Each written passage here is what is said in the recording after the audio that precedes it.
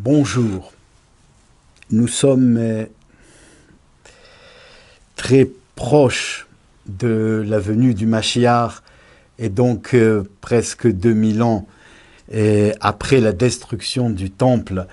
Mais il est important de comprendre quels ont été les enjeux, les causes profondes et immédiates de cette destruction. Et nous avons parlé, nous avons évoqué déjà le fait que le monde juif était divisé en tendances, divisé en groupes, voire même en armées qui n'avaient pas les mêmes objectifs. Nous avons parlé de ceux qui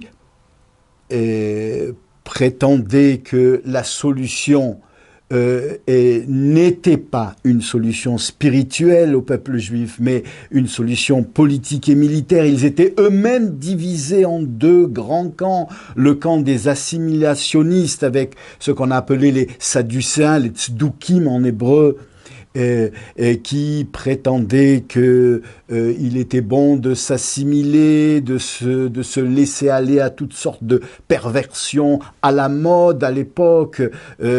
C'était l'avenir qui était en jeu, l'avenir qui devait être romain ou sinon grec. Mais plus véritablement juif. Et puis il y avait ceux qui d'un côté opposés dans l'idéologie, mais unis dans le fait que la solution ne devait pas être une solution religieuse, mais une solution laïque et politique. Il y avait le camp adverse qui disait que il faut se battre contre Rome, il faut prendre les armes, il faut se sacrifier, et c'est le jusqu'au-boutisme et le caractère volontaire et décidé et déterminé des combattants juifs qui donnerait la victoire au peuple juif avec le retour d'un foyer national juif indépendant sur la terre d'Israël. Et puis donc il y avait donc ce camp des laïcs finalement qui n'a pas donné de suite parce qu'ils vont être exterminés et disparaître spirituellement et matériellement. Comme nous l'avons vu, il n'y a pas de possibilité, l'histoire ne donne pas de possibilité à un mouvement juif qui n'est pas basé sur les fondements d'un judaïsme authentique, soumis à la loi et soumis aux Chachamim, aux sages, et à cette époque-là aux Sanhédrin, qui sont les dépositaires et les responsables de la pérennité de la loi juive et de la Torah. Il n'y a aucune solution valable, aucun espoir. L'histoire ne laisse pas aucune alternative de succès que ce soit à droite ou à gauche, à un mouvement qui prône un rétablissement laïque d'une indépendance nationale juive. Que ce soit le courant assimilationniste ou que ce soit le courant du déterminisme d'un combat militaire, des deux côtés, ça sera la ruine. Nous avons vu que le seul espoir, celui qui va porter le judaïsme à travers les temps, à partir de la destruction du temple jusqu'à l'arrivée de Mashiach, c'est le judaïsme qui a été sauvé de l'extermination et de la destruction par Rabban Shimon ben Gamiel, qui était le plus grand sage de sa génération et qui a proposé une solution qui n'est absolument pas politique, absolument pas nationaliste, mais qui reste fidèle à la loi et à la tradition d'un véritable judaïsme authentique tel qu'il a été défini par le bon Dieu lui-même, par le don de la Torah sur le mont Sinaï, le judaïsme de la Torah, le judaïsme des mitzvot, le judaïsme des vertus du judaïsme, et finalement, et bien que sur le plan temporel, il ne donnait pas de signe de pérennité, il a été une véritable résurrection du judaïsme et il a donné le caractère finalement éternel à la religion juive et au judaïsme, parce qu'il portera le peuple juif durant les siècles de l'exil jusqu'à l'arrivée du Mashiach, où ce judaïsme qui était intemporalisé, si on peut dire, débarrassé de son carcan de l'idéologie nationaliste, redeviendra un judaïsme nationaliste en ce sens que la nation juive soumise entièrement, sans aucun compromis à la loi et obéissant dans toutes ces structures d'organisation politique à une loi juive décrétée par les sages du Sanhédrin, ça sera ce qui apportera la félicité, le bonheur éternel à l'humanité, peut-être même la recherche, l'aboutissement de la recherche d'une félicité sociopolitique dans le monde entier par tous les systèmes et toutes les tentatives sociopolitiques qui ont été à la recherche de cette sérénité. Je veux parler de la Geoula Amitit Ve'ashlema, de la délivrance complète où le monde entier sera soumis à un roi de la famille de David, tzaddik comme les David Ameller, le roi Mashiach. En attendant, les textes et l'histoire avec un grand H prouvent que c'est la haine gratuite entre les Juifs qui a provoqué finalement le désastre de la destruction du temple. Alors, sur le plan des causes profondes, on vient d'exprimer les divergences qui allaient jusqu'à des combats meurtriers entre fractions du peuple juif. Sur le plan de la cause immédiate, eh bien, il s'agit de la fameuse histoire de Kamsa ve Bar Kamsa. Ce sont deux personnages qui ont à peu près le même nom. Il existe à Jérusalem un homme très riche qui va proposer un grand banquet où il va inviter un grand nombre de personnalités de Jérusalem. Parmi eux, il y a aussi des sages. Il y a le fameux rabbi Zecharia ben Avkulas, dont on va parler tout à l'heure, et d'autres personnalités du judaïsme temporel et religieux.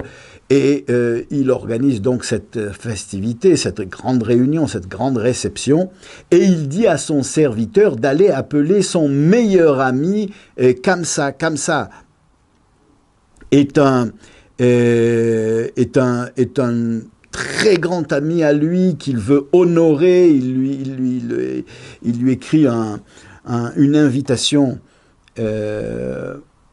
en bonne et due forme pour être à la table d'honneur, et le serviteur va se tromper d'adresse, et au lieu d'aller chez l'ami Kamsa, il va aller chez un autre personnage dont le nom est prêt à confusion. Il s'appelle Bar Kamsa. Ce n'est pas Kamsa ve Bar Kamsa, mais il se trouve que ce Bar Kamsa est l'ennemi juré, l'ennemi parfait de ce maître de maison qui a organisé la réception. Alors, erreur, Mais lorsque Bar Kamsa reçoit l'invitation, il est persuadé que dans l'euphorie de la réception et de l'honneur que lui font tous les grands personnages de Jérusalem de venir à sa réunion, il a aussi eu de la miséricorde vis-à-vis de l'animosité qui régnait entre eux et qui lui a pardonné, et que par geste de bonne volonté, il l'invite, et donc il se prépare et arrive à la réception. Il est assis à la table d'honneur, et à ce moment-là, le Balabaït, le maître de séance qui a organisé la réception, s'aperçoit que son plus grand ennemi est assis à la table d'honneur. Et alors, tout de suite, il va penser, il va être persuadé que c'est une manière de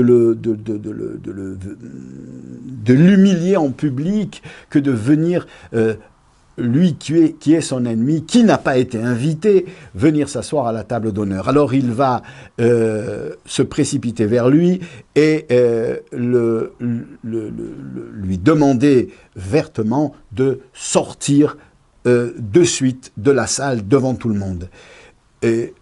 Bar Kamsa est offusqué, il est persuadé maintenant que le fait que le serviteur soit venu l'inviter, c'était une invitation piège. Le maître de séance l'a invité de manière intentionnelle pour l'humilier devant tout le monde en le faisant sortir comme un malpropre de la réception, de la réunion. Il va refuser de sortir, le maître de séance va se mettre en colère, et Bar Kamsa, humilié, va lui proposer de payer sa place, de payer ce qu'il va manger. Le maître refuse, lui demande de sortir. Il va proposer même de payer la moitié de toute la réception, ça n'aidera pas. Il proposera même de payer toute la réception à ses frais, ça n'aidera pas. Le maître de séance va le faire sortir avec perte et fracas devant l'assemblée qui regarde sans mot dire. Il est humilié, et il y avait dans la salle un grand sage, ce rabbi Zecharia ben Avkulas, qui n'a rien dit par humilité, par modestie. Il n'a pas osé, bien qu'il comprenait que c'était une gageure, et que c'était humiliant, et qu'il aurait mieux fait, le maître de séance, de fermer les yeux et de laisser son ami, ce serait rien passé. Le fait est que ce Bar Kamsa, lorsqu'il sort de la salle, il est tellement humilié et tellement en colère de voir que les sages, et en particulier ce rabbi Zecharia ben Avkulas, n'ont rien dit, l'ont laissé humilier en public. Il jure de se venger contre ce peuple juif, dont il fait partie d'ailleurs. C'est un peu couper la branche sur laquelle il est assise, mais il en a tellement assez, il était persuadé qu'il est tombé dans un piège volontairement et machiavéliquement monté par ce maître de séance, qu'il a invité intentionnellement pour le faire souffrir, pour l'humilier devant les autres.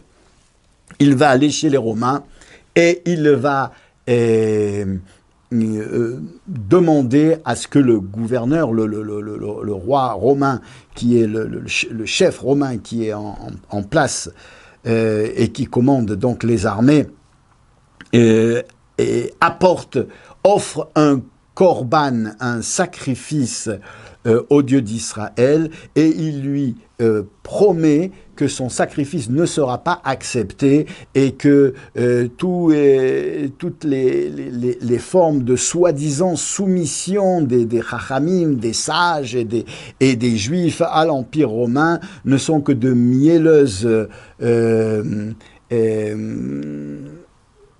fausses manière, mais qu'au fond d'eux, ils détestent Rome et ils feront tout pour se révolter et pour chasser les Romains. Ce sont des gens qui haïssent les Romains, les Juifs, et que profondément, jamais ils n'accepteront que les Romains les dominent, et qu'il faut vraiment sévir contre eux.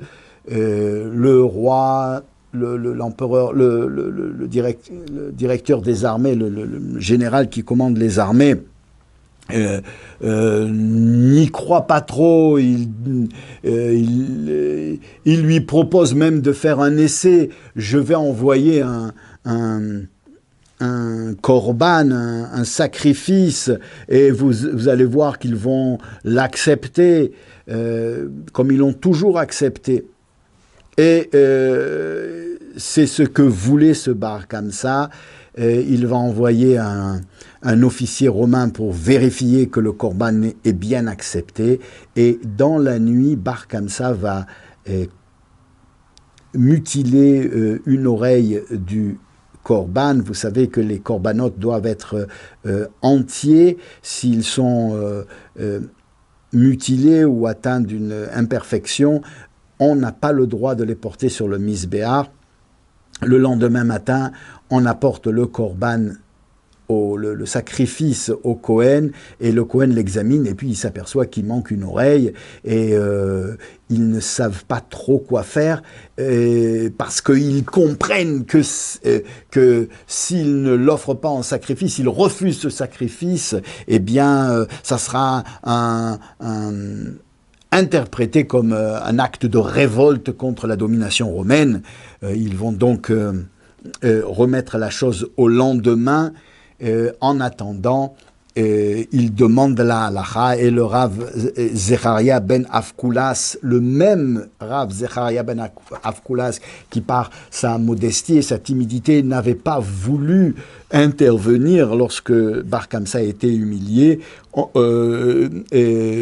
lui va aussi par modestie et par humilité, il va vouloir que la loi soit respectée à la lettre, et il ne donnera pas l'autorisation que, bien que ce soit interdit par la loi de sacrifier une bête qui n'est pas entière, qui est mutilée, eh bien il aurait peut-être été de bon ton que, pour des raisons de bonne entente avec l'envahisseur romain, on passe, et que malgré tout on lui sacrifie son korban. Il va refuser. Alors on va proposer, parce qu'on comprend que derrière il y a quelque chose qui est monté contre les Juifs, et que ce plan de trahison finalement provient de ce Bar Kamsa qui est là avec l'officier romain en train d'insister à ce que le korban soit sacrifié, et parce qu'il sait qu'on va lui refuser. On va proposer simplement d'assassiner, de tuer ce Bar Kamsa pour que l'affaire cesse. Et encore une fois, par humilité, le rabbi Zecharia ben Avkulas va refuser. On ne va pas tuer un juif, parce que sinon, on risquerait de dire que celui qui mutile un korban est chayav mita, et d'apprendre par là que on a le droit de tuer tout celui qui va mutiler une bête avant de l'offrir en korban, ce qui est contraire à la loi. Eh bien, on va donc refuser le korban parce qu'il est mutilé, et effectivement, l'officier romain va en référer au général, et il va ordonner la destruction du temple. Et c'est la cause immédiate, finalement, de l'assaut final qui va amener la destruction du temple de Jérusalem. Alors, le texte dans la Gemara, dans le Talmud, dira que et Dieu aurait pardonné toutes les fautes du peuple juif. Et il y en avait des très grandes qu'il n'avait pas pardonnées et qui avaient été la cause de la destruction du premier temple. Je veux parler de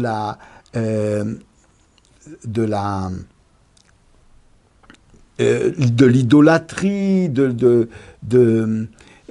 l'adultère, même du meurtre. Le bon Dieu aurait pardonné cette fois-ci. Mais la haine gratuite, il ne l'a pas pardonnée. Et comme la faute des premiers, comme nous l'avons dit, c'était l'idolâtrie et l'adultère et le meurtre a été dévoilé, eh bien, le moment de leur délivrance aussi a été dévoilé. Les prophètes avaient dit, au bout de 70 ans, vous reviendrez sur votre terre. Mais comme la faute de ces derniers, c'est-à-dire de ceux qui ont présidé à la destruction des temples, n'a pas été dévoilée, eh bien, leur quête, c'est-à-dire la fin des temps, l'arrivée du Messie et la rédemption finale, la date n'a pas été dévoilée. Or, nous voyons que le texte lui-même nous dit qu'il s'agit de la haine gratuite. Certains commentateurs vont dire que lorsqu'on entend cette histoire de Kamsa et Bar Kamsa, chacun se dit c'est vrai, c'était vrai dans leur temps, ou c'est même vrai de notre temps, mais ça ne me concerne pas. C'est en ce sens-là que la date n'a pas été dévoilée, parce que la faute n'a pas été dévoilée. C'est une faute qui nous concerne à nous et qui concerne chacun. Tant que le temple n'est pas reconstruit, chacun a le devoir de ressentir que le temple a été détruit devant ses yeux et de corriger ce qui a été le motif, donc la haine gratuite.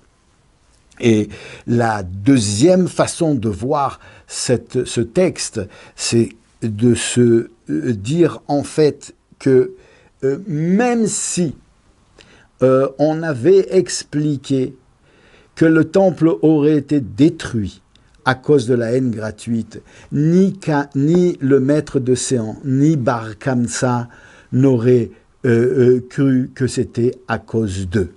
Parce que le maître de Séan, qui a invité tout ce monde-là, était sûr que ce Bar Kamsa avait de mauvaises intentions et qu'il était venu exprès pour l'humilier.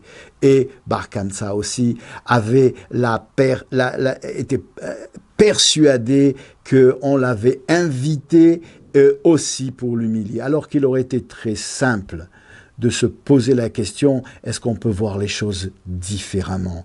Peut-être que ça a été une erreur des deux côtés, et que si l'un et l'autre avaient eu l'indulgence de penser que l'autre s'est trompé, et qu'en fait, il n'y a aucune malveillance dans son comportement de l'un comme de l'autre, eh bien, l'histoire n'aurait pas abouti par une destruction. Et chaque fois que nous avons un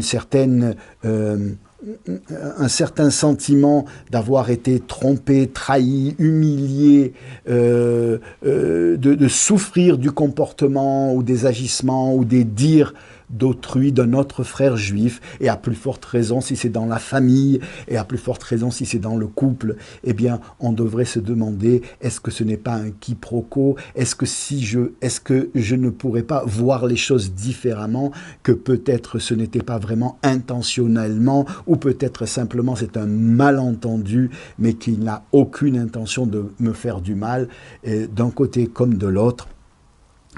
Ça pourrait non seulement éviter une destruction, mais peut-être et certainement réparer la cause de la destruction et amener directement la reconstruction du Beth Amikdash, que ce soit le plus rapidement possible.